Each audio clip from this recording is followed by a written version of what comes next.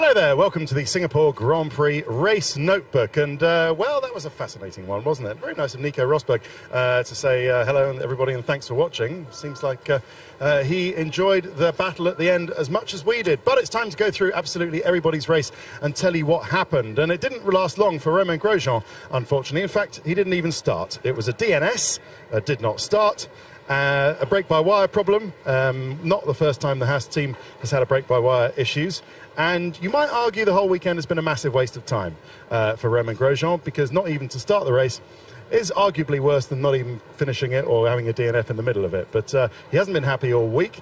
He called the car one of the worst that he's ever driven in his career. So there it is under the dust sheet. And, well, it's on to the next one. But hope is a precious thing, and it seems in short supply down here on Romain Grosjean's side of the garage. That's not the same, actually, on Esteban Gutierrez's side of the garage, because he had another decent race. It was an upward trend. He kept getting quicker. He kept overtaking people. He kept holding position. It was pretty good. All to finish 11th. Again. And no points. Still. So when are points going to come for the likeable Mexican, Esteban Gutierrez? I just don't know. So it's particularly annoying for him, I should imagine, because Kevin Magnussen scored a point in the Renault today with 10th place. So another one gone for Gutierrez, which is a shame for him. Let's talk about Manor for a bit, and a little trouble in the pit stops for Esteban Ocon. He finished 18th. Two slow pit stops. He overtook under the safety car, if you remember that far back, which is a big no-no, and had to serve a 5-second stop-go penalty in his pit stops, and then had another couple of slow pit stops that weren't penalties, and that really did for him down in 18th place. But a good race for Pascal Wehrlein, because he finished ahead of Marcus Ericsson's Sauber, and that's the big fight that Manor have got from now until the end of the season, everyone. Just keep this in mind, that if Sauber score a point or 2 points, that is a calamity for Manor Mercedes. They really need, with the 1 point the Manor have got, to stay ahead of Sauber, who are still on 0, remember, in the Constructors' Championship. It's worth millions and millions to them. We'll talk about McLaren now, and I think it's one of the stars of the race has to be Fernando Alonso. He's always good round here when his team aren't manufacturing a race for him, a race win for him. He's brilliant. And he finished P7 today. It was a nice start. He said his tyres were working well, low degradation. He was overtaken by Max Verstappen towards the end, but he held off the Toro Rosso very nicely as they pick out all the tyre marbles from Jenson Button's front wing, which is quite interesting. So he held off the Toro Rosso, and arguably Toro Rosso was a faster car than the McLaren round here. Arguably it wasn't, because McLaren would say that Fernando Alonso finished ahead of the Toro Rosso, so the McLaren was a quicker car round here. But anyway, some decent points for him. Disappointment for Jenson Button. Terrible start. The car lost a lot of downforce. 15-20 points of downforce, the team estimate, actually. Lost after the clash at the start with Jenson. The brakes, in the end, went. I don't know if you can see the brake discs on there, Lee. On the front, they don't look too bad to me. I've seen thinner. But anyway, maybe we're not meant to be looking too quickly, so we'll beat a hasty retreat. Maybe it's the rear brakes, who can tell? But anyway, the techno keeping the boys motivated down here at McLaren. So yeah, Jenson Button DNF with brake worries, and they didn't want to continue.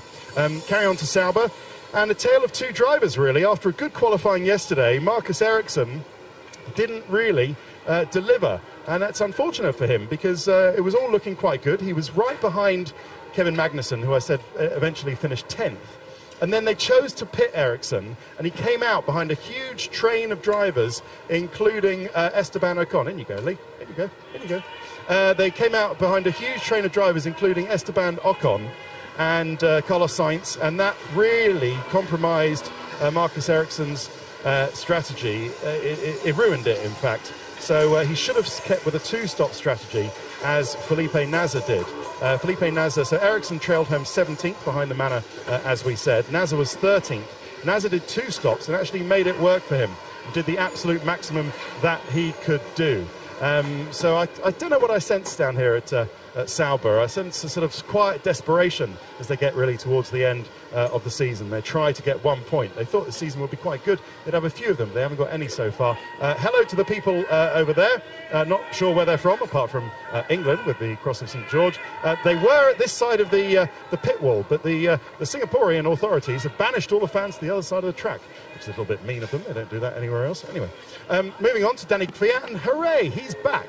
Good for him. The passion is back, so he said just now to Rachel. The best race in ages, because the engine doesn't count for too much around here, and it's a couple of points for 9th position.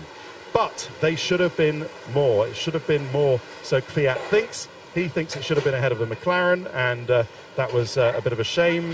Conservative strategy, Kvyat called him, had him ahead of Verstappen at the first stops, and yet they are beaten by Alonso. So, yeah, not as much as Kvyat thought, but not a good race at all if you're Carlos Sainz. Damaged the car early on, understeer. He had the black and orange flag, had to pit on lap 9 for new tyres, and it was a mess. In fact, they're not my words, they're Carlos Sainz's words. What a mess, he said. Not a good race, he said on the radio. So Toro Rosso, in their fight in the Constructors, not getting as many as they should have around here. But getting as many as they could were the Renault team. And congratulations to Kevin Magnussen. A point at last, which is a long time after Russia. Sorry, sir, what was that? Point at last. Well, it's been a long time after Russia, hasn't it? Seems like ages ago. Seems like a year ago, doesn't it? Look, the lads are enjoying it around here. Good for them, because Magnussen did a 2-stop strategy, and he used his super soft tyres very well. He held onto them brilliantly, and the pace was good. And that's a really crucial performance, a crucial time for Kevin Magnussen keeping his drive, if he wants to keep his drive next year. Jolyon Palmer had a difficult day, and it's looking a bit dodgy of him keeping his drive, unfortunately, for Jolyon. Not a great start, a quiet race, 15th position, the result. Sergio Perez, fantastic race from him. Did his usual trick of keeping hold of the tyres, effectively did a 1-stop, stopped under the safety car earlier on, and then did a 1-stop to the end, but very, very close as he was chased down by Kvyat and by Alonso. So he didn't think it was going to work, but actually kept with it and kept ahead of Kvyat, which was good. Nico Hülkenberg was sandwiched by Sainz and Kvyat at the beginning. You saw what happened. Managed to miss Verstappen, which is amazing, and then but then Hülkenberg, as you see, ended the race on the first lap, right at the start, in the wall. And I did say to Nico Hülkenberg just a moment ago, if I were you, Nico, I'd go to the Amber Lounge now and get mildly drunk. And he gave me a little smile, which said to me, that's precisely what I'm going to do. I'm not sure about the mildly. So we'll see Nico Hülkenberg in Malaysia in a couple of weeks' time. Max Verstappen, disappointing race after a bad start. Just missed Hülkenberg, as we said. Had a nice battle with Kvyat, which must have hurt. But Kvyat wanted it as much as Max did. Couldn't get past him, frustrated, changed the strategy, and came home 6th. But some great overtaking moves that we know Verstappen always does. So well done to him. And Ricciardo, you know all about it by now. They thought they'd give it a go. They had nothing to lose. There was motivation from the pit wall here to Ricciardo, while they were saying, we think you can make it. But realism, I think, from the factory in the UK, who had all the facts in front of them and could see what the tyres were going to do. And the UK said, no, we're not quite sure he's going to make it. But they were pushing him on and trying to get him to make the strategy work. But gave us all a great bit of entertainment. So well done to Daniel Ricciardo. Who knows? It might have been something else around here, but that's a pretty realistic result. And but not the win that they thought they might have around here. Very disappointing day for Williams. Messy. Valtteri Bottas, damage at the start. He pitted, he went onto the soft tyre, but he had lost downforce.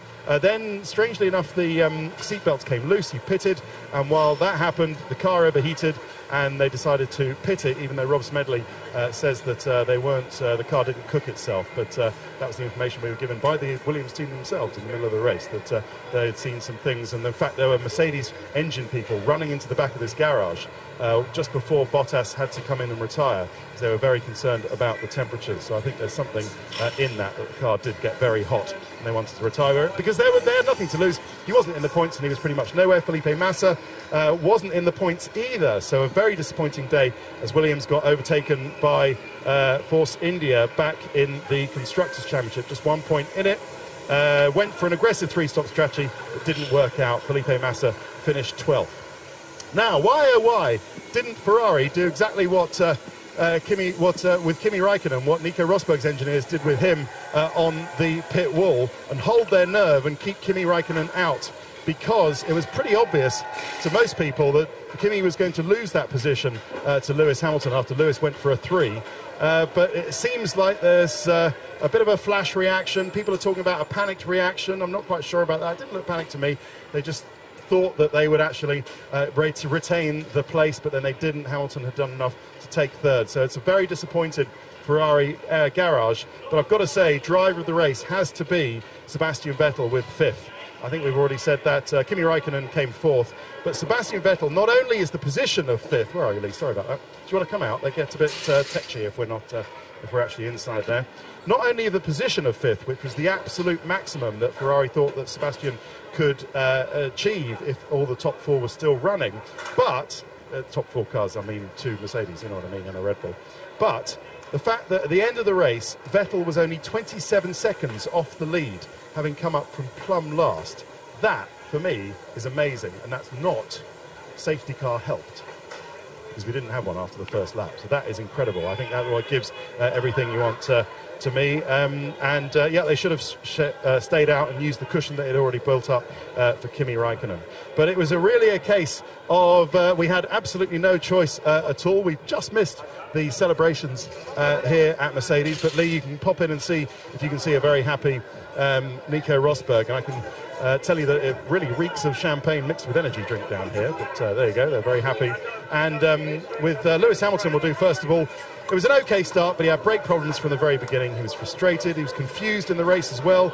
He lost more time to Rosberg while managing the brakes because he was in traffic and not helped by a bad setup. He wasn't comfortable in the car. After he made his second stop, he was cooling his hands, stretching them out. So it's something he often does, but I felt there was a note of frustration there. But good for Mercedes to switch the strategy and actually get him back into third place. And as far as Nico Rosberg is concerned, really they had no choice. Lee, if you just come back, I'm just behind you, mate. There we go. They really had no choice because he lost the gap. So they were thinking of bringing, in fact, they were going to bring Nico Rosberg in to cover all the people who were 3 stopping behind him, Ricciardo and Lewis. But they abandoned the idea 2 corners before the end of the lap, and then they said the 2 most important words in Singapore for Mercedes today: stay out. They were the 2 most important, and they won Nico Rosberg the race. Rosberg first, Lewis Hamilton third, because they saw they've got a little screen up here on the pit wall. It's not on at the moment, but I took a cheeky photo earlier, which I'll show you. I hope they don't mind, because it's very interesting. They have position, they've got a screen on there that says position now, and then position if pit. And that suddenly changed. It was P1 and position if pit. When the gap disappeared, that said P2. So it was an easy decision with that clever bit of software that James Vowles, the strategist, uses. And have a look at the Mercedes website. They've got plenty more interesting software that explains race strategy. That was pretty easy, that they lost the gap and then had to keep Rosberg out. Rosberg had built enough of a cushion up and was managed to resist Ricciardo to the end of the race. There you go. That's everybody's Singapore Grand Prix explained and rated and reviewed. And I'll leave you with the images, Lee, if you just want to chase after him, of the race winner. Never put a foot wrong all weekend. A masterful drive. And if only he had more fans oh, Lee, you're getting into a bit of a fight here. If only he had more fans to show his trophy to, apart from those fans that we showed with the Cross of St George earlier, then I think he might be a bit more happy. But anyway, he is going to take a very lonely photo out here, Simon, with his trophy. And well done him. He deserves it. That's all for Notebook. This part of the programme. We'll see you.